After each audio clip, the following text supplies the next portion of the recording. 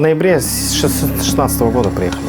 Первая машина у любого школьника, она недорогая, в пределах 4-5 тысяч долларов.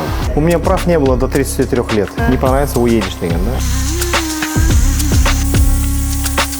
да? Я работал параллельно на 2 работах, на траке и здесь, чтобы немножко денег собрать, хотя бы на даунпеймент. До пандемии машины стоили очень дешево, особенно бэушные. Все приезжают в надежде заработать денег.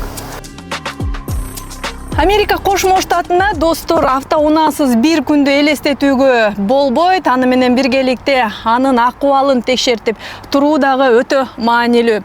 Чикагодагы кыргыз жигиттери ачкан 100, ал жерде иш кандай жүрөт таанышалы деп келдик. Биздин билишибизче 10 минуттун аралыгында бул жерге 10 автоунаа кирип чыкты. Марат Байке бош болсо, сиздер менен биргеликте маек курабыз.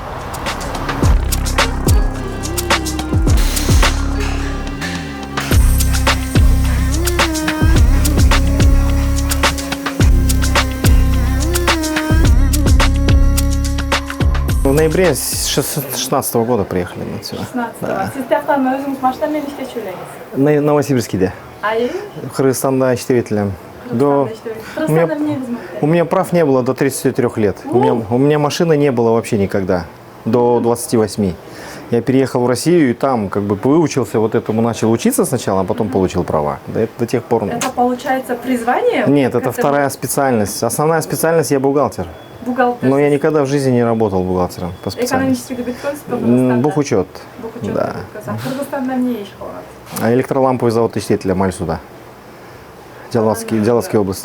Москвада, Россиядан так получилось, что ушундай жұмыс. У меня одноклассницы, муж администратором там работал, ну и мы выросли в одном дворе. И он как бы нашел его номер телефона, дали, поделились. И он говорит, ну приходи, пока паспорт не получишь, поработай. Слушай, ну он на всю жизнь. Я говорю, что я там всю жизнь ездил за рулем, но я не знал даже, как колеса откручивать, поэтому... Азыр балдар сиз жол иштей алышабы? Иштей берет, просто немножко керек, иш бериш керек-то. Запчасти надо заказывать, покупать. На час, на 2 я могу оставить, но не больше. Не больше? Да. А негизи бул машина оңдоодо бул жактын өзгөчөлүктөрү кандай экен? Кыргызстанда жол подход совсем другой. Да, в жерде деле ходовка бузлат. Ну просто здесь местные аборигены, они не занимаются ремонтом машин. Они делают только то, что необходимо в основном. А так все остальное, что подождет, они не стараются тратиться на это. Сиз айткандай, мен келгениме 1 жыл аралык болуп калды. Машинанын чийилгенин карашпайт экен булар. Ал тургай машина жуучу жерде иштерин суу менен жуушпайт. Да. Деги эле машиналар. Салонун ичин да карабайт. Тазалашпайт. О, вообще нет.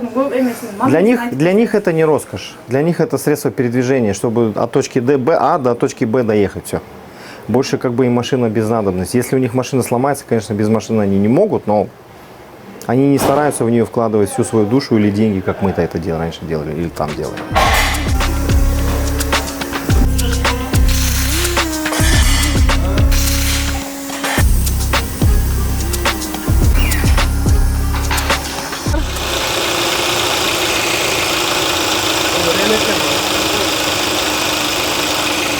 marta yonadi bu tomon, uchib qoladi bu.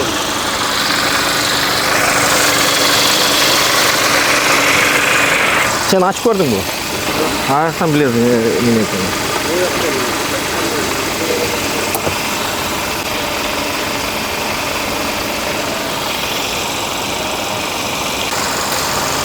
Arkası çi? Ha? Arkası. Arka yonadi.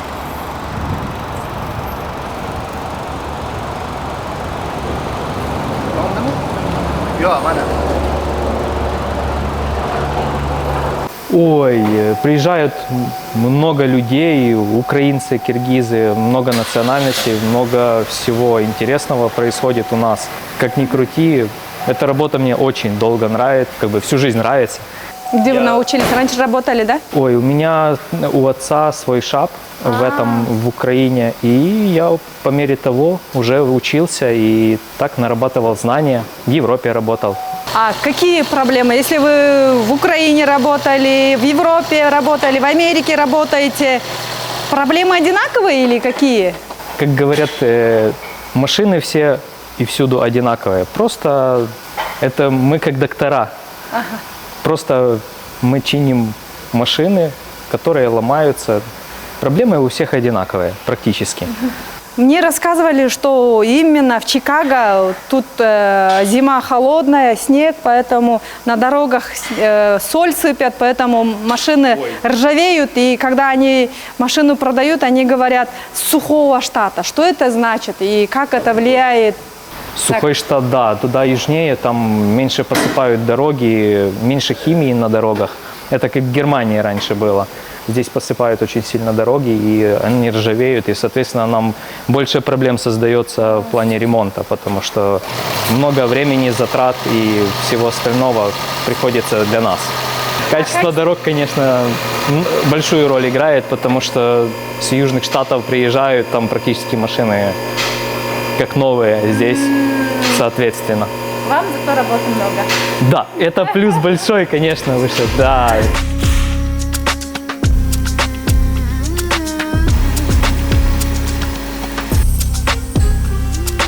Мысалы 5 жылдық машинаны сатып береді. Жаңы машина алышат кредитке. Бұл бер жашоо бар эле неме кредитта. Даже мы сейчас вот бияка келишип деле неме атабыз, барыбыз эле кредитке жашап атабыз. Хоть и зарплата позволяет, никто не хочет тратить свои наличные деньги сразу. Купить машину за 50 тысяч долларов, грубо говоря. А Кыргызстанда такое не практикуют же. Сразу на, пошел деньги отдал, забрал машину. Здесь как бы все стараются покупать в кредит, жить в кредит. Марубеке, мен могу телефонду алыш үчүн Кыргызстанда бир топ иштейм да, машина алыш үчүн. Да? Так и есть. Мен да 6 ай кыялдандайм да, 2 жыл, 3 жыл. Бул жерде канча Американын айлыгына бир машина алууга болот? Ну, все зависит, какая политика, какая машина. Ценовая категория, она разная. Есть кто может себе позволить за 100 тысяч долларов купить, а кто-то может себе только на 3 тысячи долларов купить машину. Я когда приехал в 2016 году, наверное, в 17-м уже, в конце или 18 году, я купил себе первый автомобиль, это был Volkswagen Passat 2006 года. Я его купил за 300 долларов. Но я вложил в него денег, он мне встал почти как такой нормальный, в этом хорошем состоянии. Ну и как бы я отъездил на нем 3,5, почти 4 года. И я продал также за 300 долларов ее. Потому что ваши руки золотые, вы, наверное, так. Нет, там просто в то время машины так сильно не ценились. До пандемии машины стоили очень дешево, особенно бэушные. После того, как вот это все началось, все закрыли, Китай перестал поставлять запчасти, и весь рынок встал. Да, азры, да. И как бы это тоже, что люди приезжают, им нужны, грубо говоря, средства передвижения, средства, чем зарабатывать деньги. Большинство из них приезжают не по специальности. Ну, как я, грубо говоря, когда-то в Россию приехал. Также они. Во-первых, незнание языка, это очень тяжело, когда не знаешь язык, правильно? Я как бы первые полгода, 8 месяцев я работал на Шапе тоже, такси-компании. Для меня было тяжело общаться просто, потому что тилим так кельбетели, да? Сейчас, как бы уже спустя вот 6 лет, да, 6,5 лет, как бы есть еще трудности, барьер, но как бы я себя чувствую более-менее вольготно.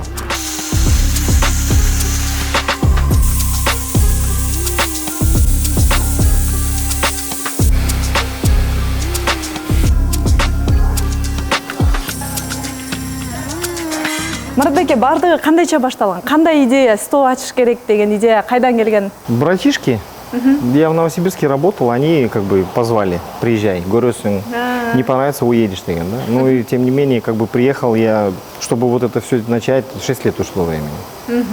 6 жыл уақыт деген да, анан кийин эме кыламыз. Ошондо братчикаларым жардам берген, да. Бизнес ачууда Америкада кандай көйгөйлөр бар? Ну это, блин, все упирается только в финансы. В основном все в кредит, как я говорил, за наличные деньги. Местные, они боятся наличных. Они все стараются покупать в кредит, продавать в кредит. Поэтому, когда денег нету даже на счету, думать не о чем, тяжело. Акчаң жок болсо бизнес Да, ачам деген конечно. ойда. Я работал параллельно на 2 работах, на траке и здесь, чтобы немножко денег собрать, хотя бы на down payment. Это, блин, ушло у меня почти 3 года.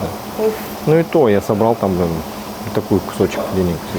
Анан эмне менен баштадыңыз? Канча машина менен бизнестин Ну, башын мы когда начали, мы здесь начали год назад всего. Здесь компания молодая, здесь бир жыл эле болду где-то. В основном Норсайтта иштейт элем.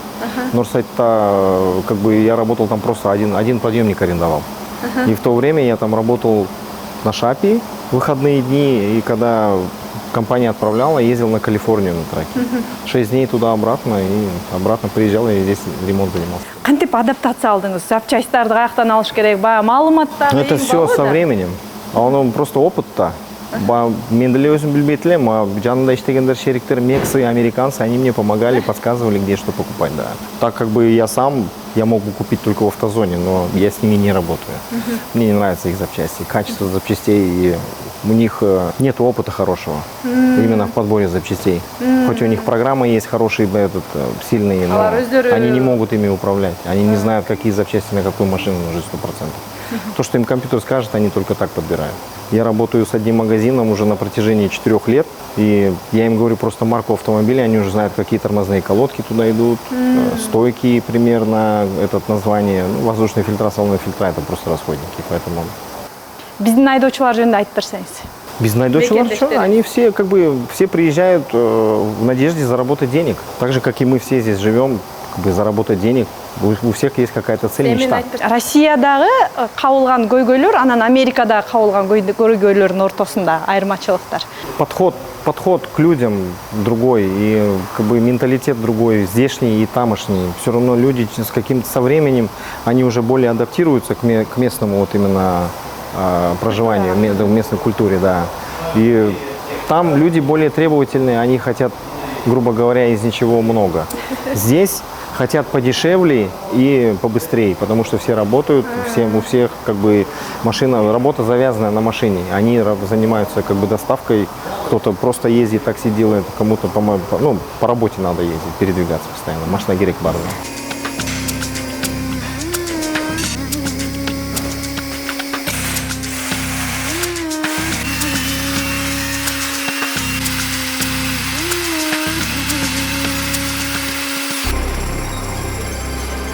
Америка негизи чоң жайгашкан, машинасы жок, аябай кыйын болот негизи эле. Машина алыш керек, машина алып атканда ушу жылы жаңараак состояниясына карап, жакшы машина алганга аракет кылабыз. Оңдогондо баалары кандай? Оңдогондо эми ар кандай. Мисалы Марат байкеге эмнеге келебиз? Марат байкенин акчасы жакшы, и оңдоп ошол акчага соответственно жакшы оңдоп берет да. Ошон үчүн Марат байкеде өзүңүз көргөндөй клиенттер аябай көп. Ошого көп кыргыздар Марат байкеге келет. Азыр эмнеңизди оңдотуп атасыз? Приус алыптырсыз, э? Приус алгам, кече жакында чек күйүп калды. Анан кийин кече күнү келип, диагностика кылдырып, бир помпасын алмаштырыш керек болчу экен. Кече заказ кылдырып, бүгүн алмаштырып берди. Буюрса азыр жарым саатта бүтүп калат.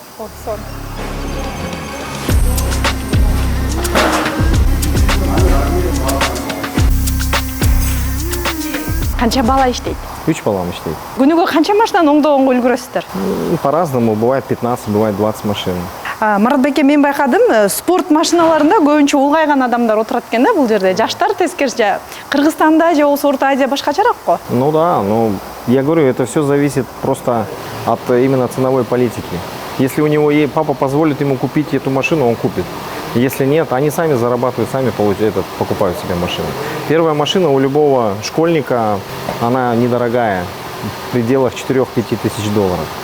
А потом уже, когда он самостоятельно работает, зарабатывает деньги, только после этого он.